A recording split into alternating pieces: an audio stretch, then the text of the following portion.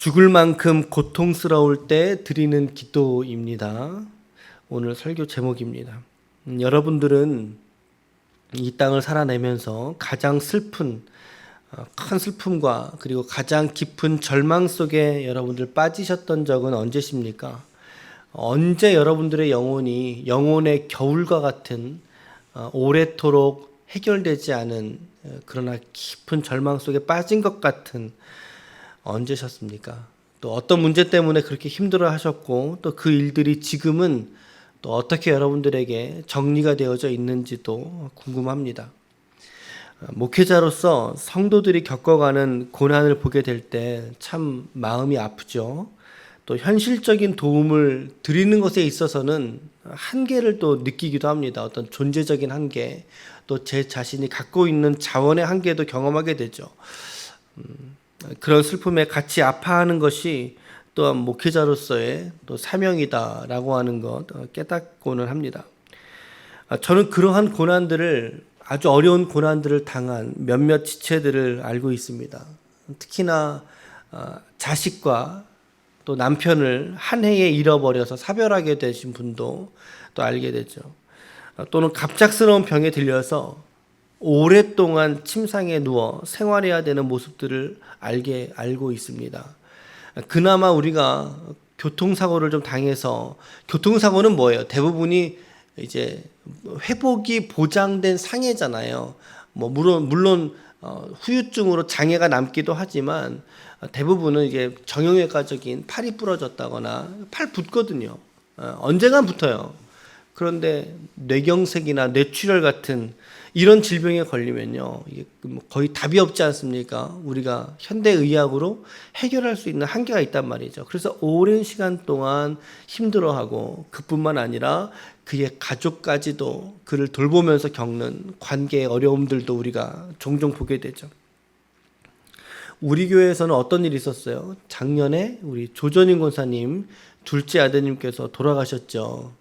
우리는 이제 객관적인 타자로 있으니까, 삼자로 있으니까, 돌아가셨구나 라고 하면서 이제 권사님 힘내세요, 우리가 위로 드리는 것이 전부 다일 테지만, 그러나 우리 권사님에게는 그 슬픔이 지금까지 그분에게는 현실 아니겠습니까? 지금까지는 결코 잊어버리지 못할, 평생토록 잊지 못할, 인정하기 어려운 내 아들이 없다라고 하는 그런 것들을 인정하기가 어려운 그런 어려운 아픔들이 있다라는 것이죠. 여러분, 우리 믿는 사람들에게도 이러한 고난들은 여지없이 결코 피해가지 않고 어쩜 그렇게 똑바로 우리 앞으로 다가오는지 모르겠습니다. 그렇죠? 전도서 말씀해 보니까 새가 그물에 걸림 같은 그러한 고난들이 오늘 예수를 믿는, 하나님을 믿는 신자들에게도 이 고난들은 여전히 실제하고 여전히 우리 앞에 경험되어지는 아픔이다 라고 성경은 우리에게 말씀해 주고 있습니다. 오늘 시편의 말씀이 바로 그러한 말씀입니다. 오늘 시편의 말씀이 인생의 깊은 절망 속에, 정말 고난 속에 있는 그 성도가 하나님께 그 형편을 시로써 말해주고 있는 아주 귀한 찬양이요, 노래라는 것입니다. 이 말씀이 1절부터 6절까지의 말씀인데 정확하게 세 토막으로 나눠집니다. 6절까지의 두 절. 앞에 있는 두 절은 그 시인이 경험하고 있는 절망을 말합니다. 그 아픔이 어느 지경까지 치달았는가, 어떻게 믿는 자가 이렇게까지 말할 수 있을까라고 하는 생각이 들 정도의 감정이 표현되어져 있고, 그리고 3절부터 4절 이 두 구절은 하나님께 그 시인의 상황에 대한 자신의 구원을 향한 요청이고 그렇게 기도하는 장면이 기록되어져 있고요. 마지막 5절과 6절로는 하나님의 도우심을 이제 확신을 가지고 찬양하는 그런 시인의 결단, 이렇게 구성이 되어져 있다는 것이죠. 1절과 2절 말씀에 우리의 시선을 두어 봅시다. 이 시인의 고난이 얼마나 큰지 알 수 있는 단어가 대표적으로 나오는데 어떤 단어겠어요? 그게 어떤 단어겠어요? 어느 때까지입니까? 라는 단어입니다. 어느 때까지입니까? 이게 탄식시의 아주 전형적인 표현입니다. 언제까지입니까? 라는 거죠. 언제까지입니까? 저 신방을 가잖아요. 특히나 오랫동안 의식이 없어서 누운 채로 있는 청년이 있단 말이죠. 저보다 한두 살 많은가 그래요. 그 댁에 신방 가서는요, 이게 할 말이 없어요. 뭐 누군지 아실 수도 있는데 제가 할 말이 없어요. 그 댁에 가서 이렇게 앉아 있으면 어머니는 하염없이 눈물을 흘리시죠. 자기 자식이 10년 동안 침상에 누웠어요. 진짜 작년으로 딱 10년 됐고요. 이제 11년이 들어가는데 그 시간 동안 의식 없이 의식이 불명인 채로 10년 동안 누워 있단 말이죠. 그 자식의 곁에서 돌보는 어머니의 마음을 과연 우리는 알 수 있을까요? 우리가 다 할 수 없어요. 그저 단지 추측할 따름이죠. 힘드시겠구나. 우리는 결코 그분의 아픔을 정확하게 다 알 수는 없을 것입니다. 제가 그 댁에 가서 신방 갈 때마다 기도하면서 제가 드렸던 문구가 바로 이 문구였어요. 그래서 더욱더 인상적으로 제가 남아있어요. 제 안에. 하나님, 도대체 언제까지입니까? 그분은 말을 못하지만 저는 하나님 앞에 기도하면서 그런 표현 쓰는 거예요. 주님, 도대체 언제까지입니까? 정말 이러실 겁니까? 그러다가도 언젠가는 제가 감히 이런 기도를 드린 거죠. 이러실 거면 하나님 데려가시든지 아니면 회복할 수 있도록 도와주십시오 라고 하는 그 기도를 드리는데 그 어머님이 펑펑 우시는 거죠. 기도하는 가운데 펑펑 우시는 거죠. 정말 그런 기도를 함께 드릴 때 저의 마음이 무겁기가 한량 없는 거예요. 측량할 수가 없는 거죠. 그 무게를 어떻게 재겠어요? 그 아픔의 무게를 말이죠. 여러분, 고난이 정말 극심하면요, 어떤 생각도 안 드는 거 아세요? 고난이 되게 심각하면 그때는요, 이런 표현하기가 좀 그런데 믿음이고 뭐가 없어요. 그때는 정말 고난이 심할 때는 우리 마음속에 드는 생각은 단 한 가지예요. 뭘까요? 이 고난이 빨리 정말 나에게서 사라졌으면 좋겠다. 이 고난이 빨리 소진돼서 내가 이 고난에서 빨리 벗어났으면 좋겠다 라고 하는 거. 어떻게 목사님이 돼서 그런 말 할 수 있어요? 어떻게 저렇게 말할 수 있어요? 장로님이 돼서요? 아니요. 충분히 그럴 수 있다 이 말이에요. 충분히 그럴 수 있어요. 내가 그 입장이 되지 않아서 모를 뿐이지 누구나 심한 고난 앞에는 그 고난이 길고 해결될 것 같지 않아 보이는 그 고통 속에서 절망하게 되는 인간에게는 충분히 그런 마음들이 들 수 있다는 거죠. 루터가요, 이 시편을 주의하면서 이렇게 말했어요. 소망이 오늘 절망해버렸다. 그리고 절망이 다시 소망을 향하여 나아간다. 너무나 정확한 표현 아니겠어요? 한 번 더 말씀드려 볼게요. 소망이 오늘 절망해버렸다. 그런데 그 절망이 소망을 향하여 나아간다. 그러니까 시인에게는 하나님이 지금 안 보이는 거예요. 눈에 하나님을 도무지 쳐다볼 수가 없는 거죠. 그래서 뭐라고 말하죠? 여호와여, 어느 때까지 숨기겠습니까? 어느 때까지 숨기시겠습니까? 나를 어느 때까지 잊으시겠습니까? 나를 어느 때까지 얼굴을 감추시겠습니까? 나의 영혼이 번민하고 마음의 근심이 도대체 어느 때까지입니까? 무려 두 구절에 어느 때까지입니까? 라고 하는 탄식구가 몇 번 되어 있어요? 4번이나. 4번이나 반복적으로 이 말이 반복되어져 있어요. 시쳇말로 하나님 나 정말 힘들어 죽겠어요. 그 말입니다. 여러분, 우리가 고난 앞에 있을 때 정말 정직하게 반응하는 게 중요하다라고 하는 것을 우리는 오늘 말씀을 통해서 보게 됩니다. 여러분, 우리가 하나님 앞에서 우리가 체면이 어디 있겠어요? 주님은 우리의 속사람의 깊은 것까지 통찰하시는 하나님이신 줄 믿습니다. 그런 하나님 앞에 내가 나 힘든 거, 나 어려운 것 하나 속내기 하나 하지 못하고 때로는 불평도 해봐요. 불평도 해보고 투정도 부리고 괜찮다고요. 오히려 우리가 그냥 보도블록을 걷기만 해도 지금 나는 눈물이 줄줄 흐르는데 근데 하나님 앞에 하나님 나 진짜 괜찮아요. It's okay. 그러다가 사람이 미치는 겁니다. 그러다 사람이 정신이 나간다 그러잖아요. 자기에게 있는 눈물을 내가 하나님 앞에 인정하지 않으며 살면요, 우리의 정신이 나가는 거죠. 아주 이중인격이 된다 이 말이에요. 물론 때로는 이까지 것 괜찮아 라고 툴툴 넘어가야 될 문제들도 있지요.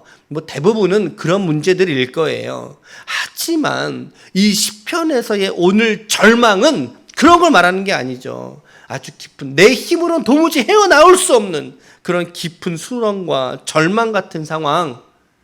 근데 이게 누구에게는 돈 문제일 수 있어요. 아주 현실적으로 우리 신자들에게 이게 돈 문제일 수 있어요. 돈 문제. 그리고 건강의 문제일 수 있죠. 심한 병에 들렸든 혹은 큰 사고를 당했든, 또 정신적인 문제일 수 있죠. 우리 정신세계 속에서의 갈등, 그리고 사회적인 관계 문제 있잖아요. 대표적으로 갑질이죠. 갑질. 얼마나 그 고통이 심했으면 돌아가셨겠느냐고요. 자기 생명을 스스로 끊으셨겠느냐는 거죠. 이거 되게 중요한 것들입니다. 어려운 것들이죠. 내 힘으로 해결할 수 없는 거. 여러분, 오늘 우리가 하나님 앞에 이러한 고통과 고난이 있을 때 하나님께 정직하게 서는 것이 그 문제를 해결해 나아가는 시발점이라는 것을 잊지 마시길 바랍니다. 우리 하나님 앞에 정직하게 서야 된다라고 하는 거 배울 수 있겠고요. 3절과 4절 같이 읽어보겠습니다. 3절 4절 시작. 여호와 내 하나님이여 나를 생각하사 응답하시고 나의 눈을 밝히소서. 두렵건대 내가 사망의 잠을 잘까 하오며 두렵건대 나의 원수가 이르기를 내가 그를 이겼다 할까 하오며 내가 흔들릴 때에 나의 대적들이 기뻐할까 하나이다. 이 3절과 4절은 그저 단편적으로 본다면 어떤 내용이에요? 하나님께 기도하는 장면이죠. 그런데 어떤 기도를 드리고 있는지 조금 더 관찰해 보세요. 이 기도의 내용을 한번 좀 잘 관찰해 보세요. 어떤 기도입니까? 자기의 문제 해결 자체에 관한 기도가 아니란 사실이에요. 잘 보세요. 자기 문제 해결만을 위한 그러한 억양과 뉘앙스의 기도는 아니에요. 먼저는 자기의 영혼을 위한 기도를 드리잖아요. 내 영혼의 보존을 위해서 기도하죠. 나를 생각하사 응답하시고 내 눈을 밝혀달라는 거예요. 자기에 닥쳐있는 이 상황에 하나님께서 예비하신 의미가 있고 섭리가 있고 주권이 있을 텐데 내가 그거 보기 원한다라는 거죠. 닫혀있는 내 눈을 열어서 내게 주신 이 상황들을 보게 하여 주옵소서. 내 눈을 밝혀달라고 기도하잖아요. 문제 해결의 직접적인 기도라기보다 그 상황 속에 있는 자기 자신의 영혼과 그리고 그 상황을 바로 깨달을 수 있는, 하나님의 섭리를 발견할 수 있는 영적인 해안, 이것을 열어달라고 하나님께 기도한다. 우리도 이러한 기도의 태도가 필요하다라는 거죠. 또 있죠. 하나님의 영광이 자신의 고난을 통해서 오히려 가리워질까 봐 염려하고 있는 모습도 우리가 살펴볼 수 있어요. 내가 이 고난으로 흔들릴 때 누가 기뻐한다는 거예요? 나의 대적들이 기뻐할까 합니다. 나의 대적들이 기뻐하면서 결국에는 뭐 하겠어요? 그것이 하나님의 영광을 가리는 일이 될까 봐 저는 두렵습니다. 하나님, 제 눈을 열어서 제게 주신 이 고난의 의미를 내가 바로 깨달을 수 있도록 지혜를 주십시오. 그러니까 여러분, 고난 속에 있을 때 무엇보다 하나님 앞에 정직하자. 첫 번째가 그거였다면, 두 번째는 우리가 문제 해결이 아니라 내 자신의 내면의 변화를 위하여 하나님께 기도할 수 있어야 되겠다라고 하는 제목들도, 적용들도 우리가 발견하게 됩니다. 이제 시인은 하나님을 향한 구원의 확신과 찬송을 결단하게 되는데요. 5절과 6절입니다. 같이 읽을게요. 시작. 나는 오직 주의 사랑을 의지하여 싸우니 나의 마음은 주의 구원을 기뻐하리이다. 내가 여호와를 찬송하리니 이는 주께서 내게 은덕을 베푸심이로다. 아멘. 은덕을 베푸셨다. 5절 말씀 앞에 여러분 매일 성경에 보면요, 5절 앞에 그러나라고 하는 단어가 생략되어 있다라고 안내해주고 있습니다. 주석을 달아주고 있거든요. 상당히 좋은 관찰이죠. 이거는 근데 우리가 원문을 알지 않으면 발견할 수 없는 대목이긴 하지만 물론 문맥의 뉘앙스로는 우리가 추측할 수는 있죠. 그 중간에 5절 앞에 그러나라고 하는 단어가 생략되어 있다는 거죠. 그러니까 시인은요, 나의 대적들이 기뻐할까 하나이다. 그러나 나는 오직 주의 사랑을 의지하겠사오니, 이 말이에요. 여러분, 그러나라고 하는 문맥은 어떤 의미겠어요? 앞에 있는 내 기도의 소원들이 이루어지지 않더라도 그 말이죠. 이것이 성취되지 않더라도 라고 하는 의미가 그러나라고 하는 단어 속에 깔려있는 의미 아니겠어요?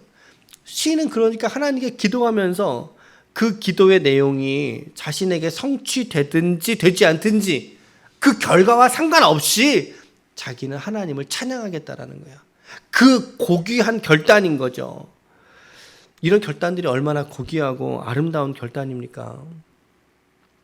제가 신방에서 설교하면서도 자주 쓰는 권면 중에 하나가 그리하지 아니하실지라도, 이런 표현들을 우리가 자주 쓰죠. 다니엘의 세 친구가 했던 고백 아닙니까?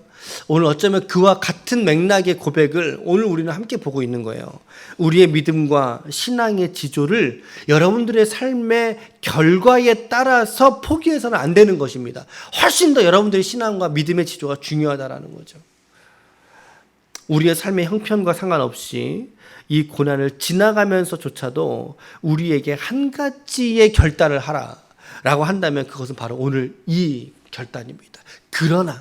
그러나의 신앙. 그럼에도 불구하고 내가 주님의 사랑을 의지하겠습니다. 주의 사랑을 의지하겠습니다. 나의 현실은 고난이어도 나의 마음은, 5절 중반에 되어 있잖아요. 나의 마음은, 나의 현실은 고난일지라도 나의 마음은 주의 구원을 기뻐하겠습니다 라고 하는 결단 말이죠. 6절 말씀, 내가 여호와를 찬송하리니 이는 주께서 내게 은덕을 베푸심이로다. 아멘. 여러분, 이 세상을 살아가면서 오직 하나님만이 우리의 소망 되시고 능력 되시는 줄 믿으시길 바랍니다. 오늘 우리의 삶에 있는 이 고난의 형편들 속에 우리가 있다 할지라도 하나님께 정직하게 반응하십시오. 정직하게 서십시오. 그리고 하나님께 우리의 내면의 변화를 위하여 기도하십시오. 그리고 여러분들의 삶의 문제들보다 하나님을 찬양하고 찬송하기를 여러분들의 인생 속에서 오늘 결단하십시오. 이것이 오늘 우리 성도들에게 요구되어지는 삶을 향한 신앙의 태도다라고 하는 거, 다시 한번 이 말씀 안에서 여러분 발견할 수 있기를 축복합니다. 어떤 고난 중에 우리가 들어간다 할지라도 그 속에서 오늘 진리 되신 하나님을 끝까지 붙잡고 찬송의 결단을 끝까지 포기하지 않는 저와 여러분들 모두가 되시기를 예수 그리스도의 이름으로 간절히 축원합니다. 아멘. 기도하시겠습니다.